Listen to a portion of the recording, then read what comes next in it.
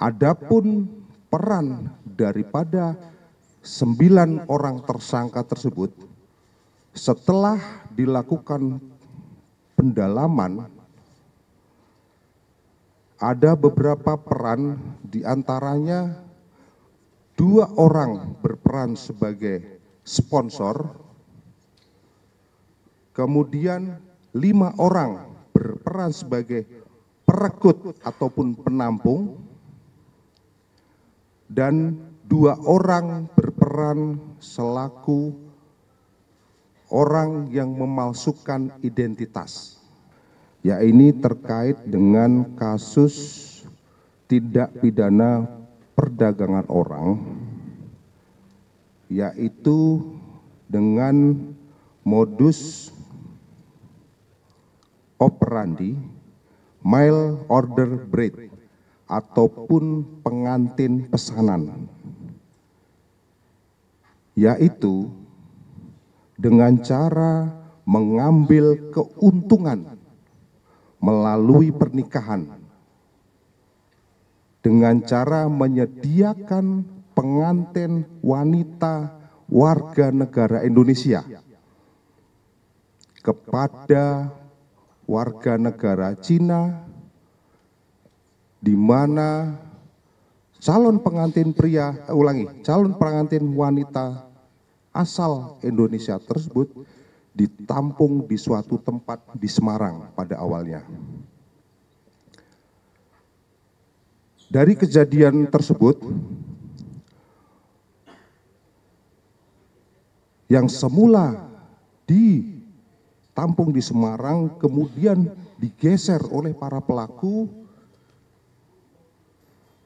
di wilayah Pejaten dan di wilayah Cengkareng.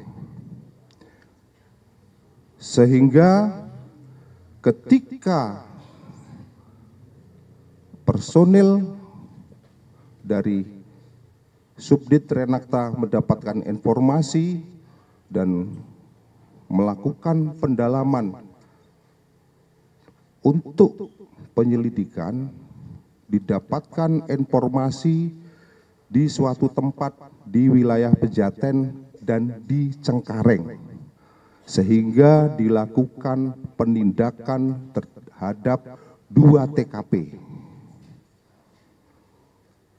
Dari penindakan terhadap 2 TKP tersebut, berhasil diamankan sebanyak 4 orang warga negara Indonesia, khususnya dengan jenis kelamin wanita, di mana salah satunya masih di bawah umur. Perlu kami sampaikan bahwa para korban ini berasal dari Jawa Barat dan Kalimantan Barat.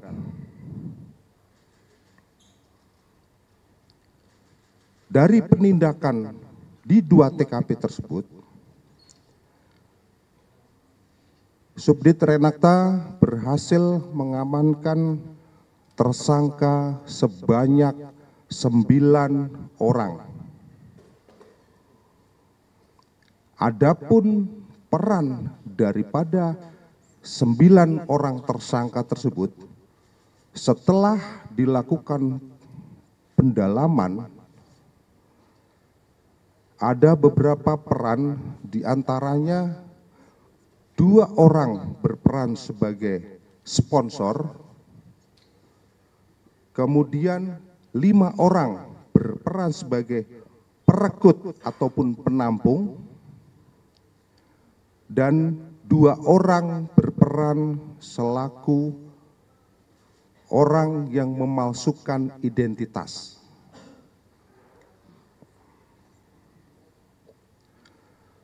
Rekan-rekan sekalian, dari hasil penyidikan,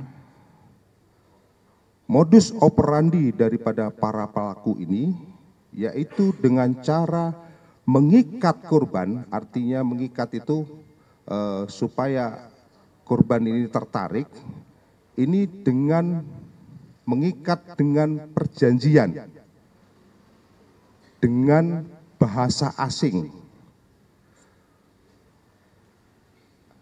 sehingga korban banyak yang tidak mengetahui. Dan perjanjian ini mengikat korban sebagai sponsor yang mencari dan menampung pria asing untuk dinikahkan dengan warga negara Indonesia. Jadi isi daripada perjanjian tersebut itu intinya bahwa akan menikahkan pria asing dan dengan wanita Indonesia. Kemudian salah satunya modus daripada para pelaku ini dengan merubah identitas salah seorang korban yang masih di bawah umur menjadi dewasa, jadi umurnya ditambahkan. Dari kegiatan yang dilakukan oleh para tersangka, mereka mendapatkan keuntungan antara 35 juta rupiah sampai dengan 150 juta rupiah per orang. Jadi bervariatif nilainya.